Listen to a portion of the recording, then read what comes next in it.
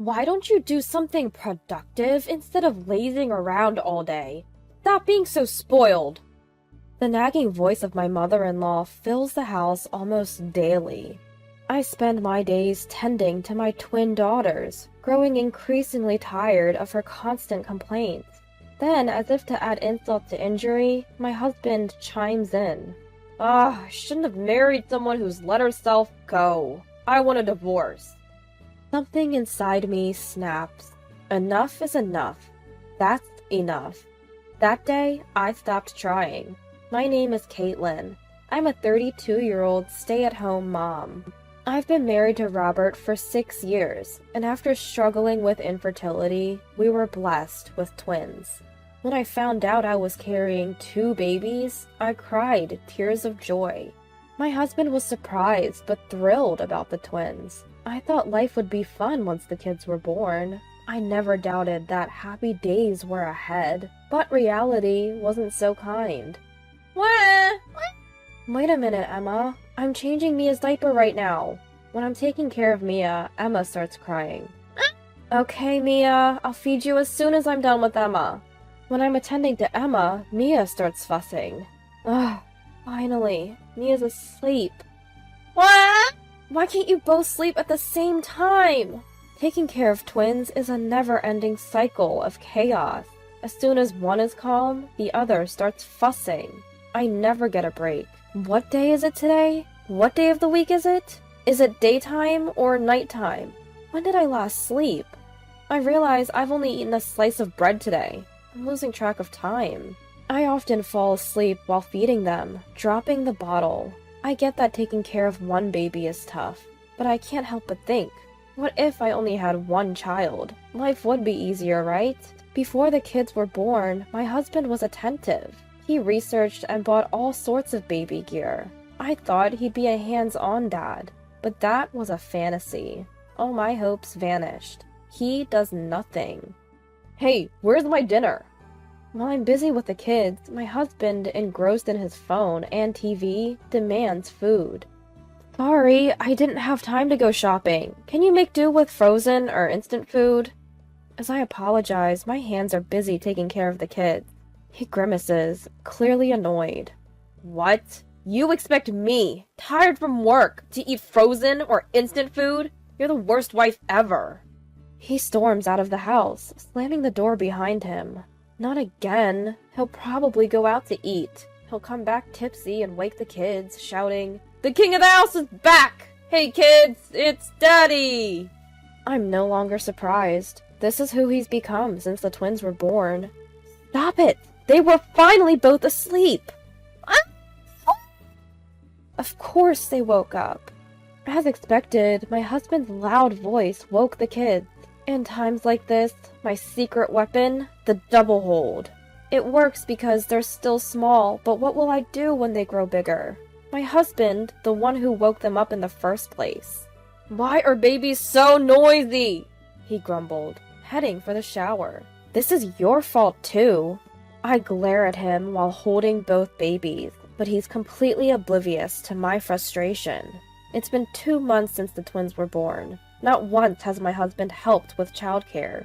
He rarely even holds them, let alone change diapers or give them a bottle. As soon as he gets home from work, he plops down on the sofa. He just lounges around, doing whatever he pleases. I don't even have time to complain. My days are a whirlwind of activity. Yet, he keeps demanding. What's for dinner? Where are my clothes? What even is a marriage? The idea that children strengthen a marriage is a complete lie. I want to cry, but I don't have the time. The twins will cry before I do. I thought life would be fun once the kids were born, but it's not just my husband who's been unexpected. Caitlin, are you there? The intercom rings, followed by a loud call for my name. I'm obviously here if I answered the intercom, so why even ask? Were you trying to ignore me? No, I was changing diapers. I wasn't ignoring you. Sure. My in-laws live about a 10-minute bike ride from our apartment. Ever since the kids were born, my mother-in-law has been visiting almost daily, and she never forgets to nag. What a mess! This place looks like a dump! I'm sorry, I haven't had time to clean. Laundry piles up on the sofa, unsorted. Garbage bags stack up by the door because I missed the pickup day. Dishes are piled high in the kitchen, and baby gear is scattered all over the floor. I've managed to keep the kids' area clean, but the rest of the place is a mess. Modern wives, I swear! What are you even doing if you're not working or doing housework? She grumbles as she walks around, inspecting the house. Take the babies outside. Go to the park or something. So, like being kicked out, I take the kids outside. I push the stroller, sighing with every step. I'm criticized for not keeping up with housework, but what can I do? I'm raising twins by myself. No, that's not right. It's not just the kids. I'm also taking care of my husband. The reason I can't keep up with housework is largely because of him. And then my mother-in-law said something unbelievable. Caitlin, maybe it's time for you to go back to work? Are you kidding me? How am I supposed to work? There's no childcare center nearby, and even if there were, we couldn't afford it. Plus, we have twins. It's hard enough with one child, let alone two, so working is out of the question. Yet day after day, she repeats the same lines. Stop being lazy and get a job! Keeping the house clean is a wife's duty, especially when you have babies. Your husband's job is physically demanding. Make sure he eats well. I'm sick of hearing it. My husband is irresponsible, but so is my mother-in-law. She occasionally helps with cleaning, but mostly does nothing. She comes over every day just to check the house and nag. Then she plays with the kids for a bit and leaves. What's the point of that? To be honest, I want to scream, "Don't come over!" But I'm so drained from taking care of the twins that I don't have the energy to argue with my husband or mother-in-law. Oh, God, please watch over me. No, watch over my daughters. I find myself praying more for my daughters than for myself. I'm back. A short walk does wonders for my mood. Even a brief time outside felt refreshing. The kids seem happier too. You're back late, aren't you? I'm sorry. You're the one who told me to go for a walk, remember? I'm too timid to say that. When my mother-in-law leaves, I feel a wave of exhaustion. Life continues in this hectic manner until the twins are about 3 months old. That's when it happens. Or rather, that's when I find out. I was sorting through clothes for the seasonal change and checking my husband's suit pockets before sending them to the cleaners. That's when I found it. A hotel receipt for 2 guests. A hotel receipt in my husband's pocket? My mind goes blank. I stare at it until the kids wake up crying. What is this? I confront my husband as soon as he gets home. He looks surprised for a moment, but then says, "Oh, that. Did you go to a hotel with someone?" "Yeah, I guess." "So you're cheating?" "Yeah, I guess." "What do you mean, I guess?" I lose my temper and shout, and he slams his hand on the table. I flinch. "Shut up! You've let yourself go, so don't complain." "What are you talking about? Have you looked in the mirror lately? You've aged so much, I feel like I'm living with an old woman." "What? I've been busy with the kids. I don't have time to..." "Ah, there it is, using the kids as an excuse. You know, there are plenty of beautiful women out there who manage work, housework, and childcare perfectly, right? What are you? You can't even clean or cook? You're just using the kids as an excuse to slack off." He deflects the conversation about his affair to my shortcomings. People can do that because they have family support. You don't help at all. You wanted the kids in the first place. I never even wanted them. That's awful. You were happy when you found out I was pregnant. I've forgotten about that. His cruel words blur my vision. Why do I have to be treated like this? I may not be the perfect wife or mother. I may have let myself go, but I've been doing my best. The 1-month and 3-month checkups for the twins, their vaccinations, all were incredibly hard to do alone. I've changed one baby's diaper while trying to soothe the other one crying. I fought off sleep to feed them both. I've cleaned as best as I could to not affect the babies. As for my husband's meals, well, they've been a bit neglected, but I haven't been eating well myself. He dines out alone and doesn't even bring back takeout for me. I've been trying my best. I've tried so hard, and this is what I get? An affair?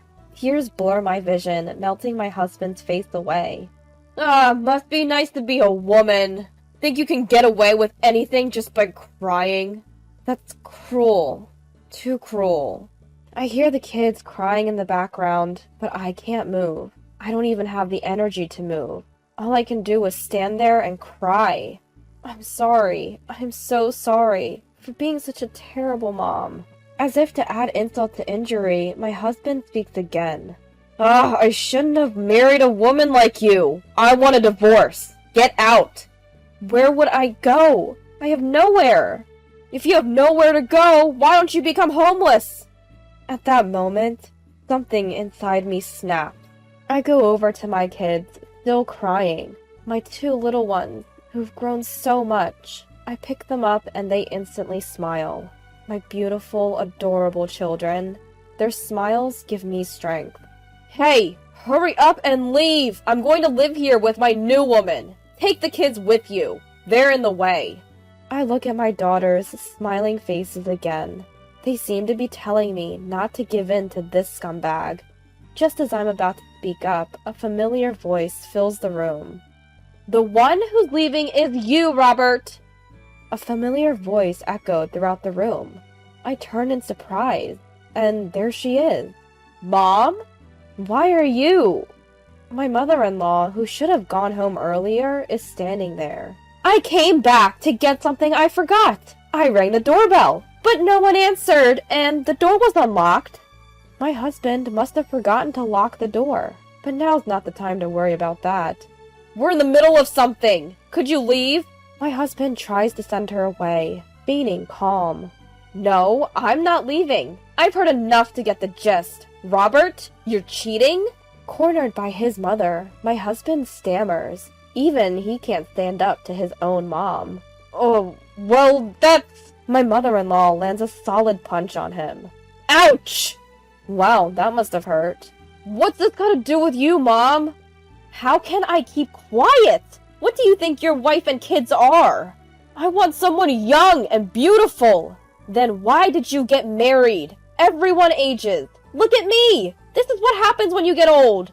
Hey, could you back me up here too? Did you even help with housework and childcare? Oh, well, somewhat. Liar, you didn't help at all. What's somewhat? Explain yourself. My mother-in-law must have thought the same. My husband is speechless.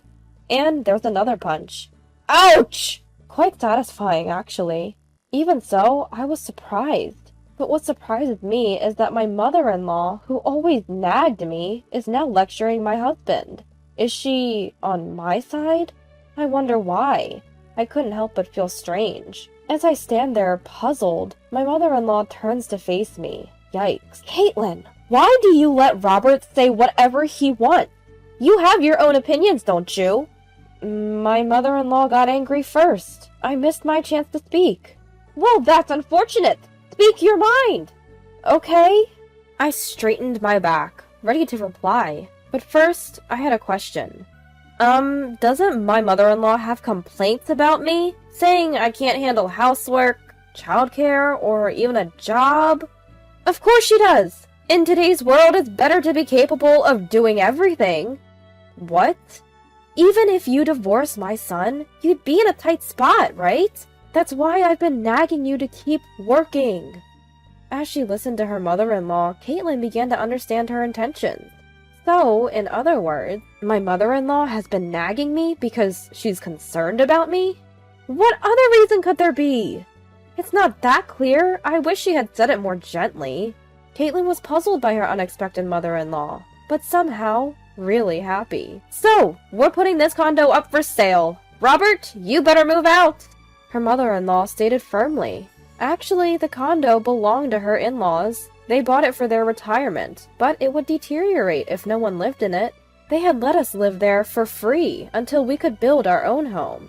What? What about your retirement plans? Her husband was still resisting. Your father and I decided we're staying in our current home, where we're well acquainted with the community. So, once you move out, we're selling this place. The money will go towards our retirement, so get moving. Wait, you can't just... Someone who was about to kick out his wife and kids has no right to talk. Leave today. What? Her mother-in-law didn't even look at her own son. Caitlin? Yes? You don't have anywhere to go, do you? Come to our place. Yes! Wait, what? Our house is spacious, and we have plenty of extra rooms. You don't have to pay rent. I'll take care of the housework and help with the grandkids. So, do what you want to do, without worry. You want to spend quality time with your kids, right? And you want to work, right? You want to enjoy delicious meals, relax in the bath, and watch your adorable children grow, right? Yes? Tears flowed. They flowed uncontrollably. The tears fell onto the cheeks of the children in her arms. Her daughter reached out to touch the droplets. When was the last time Caitlin had really looked at her daughter's face? It was supposed to be cute, but I didn't think so anymore. It was a full-filled day. I'm sorry for being harsh. I'm an old-fashioned woman, and it's hard for me to change. Caitlin nodded silently at her mother-in-law's words. Your father and I were overjoyed when you became our daughter-in-law. We were ecstatic about the twins. That's why I ended up being so harsh. I'm sorry. No, thank you for caring about me. Your kind words mean so much. Her mother-in-law gently placed her hand on Caitlin's tear-streaked face. It felt warm. You've done well. You really have. So it's okay. You don't have to push yourself anymore. Yes, yes. My mother-in-law's words gave me the push I needed. Maybe it's okay now. That's enough. Today, I decided to stop pushing myself. So, I accept the divorce. From now on, we're strangers. Goodbye. Oh, and make sure to pay child support. You admitted to cheating, so I'll be expecting alimony as well. What? No, wait. Maybe we shouldn't divorce. A man should stick to his word. Okay, okay. Taking a cue from my mother-in-law during the divorce discussion, I firmly told my husband what I thought. He straightened up immediately. I don't need a husband who does nothing around the house, shows no compassion, and has no love for his family. My mother-in-law nodded vigorously at my declaration. Robert, we're selling this condo. Caitlin and the kids will stay with us. You can go wherever you want. Wait, can I come back home too? My husband looked pathetic as he clung to hope. My mother-in-law and I exchanged glances, and then turned to my husband, saying in unison, No way! After that, my ex-husband Robert found himself in a mess. His affair partner was also married, and her husband found out, causing a huge scene. On top of the compensation and child support he owes me, he's financially strained by the alimony he owes her. He doesn't make much money. His life must be tough. I heard he's living alone in a shabby apartment, eating cheap instant ramen every day.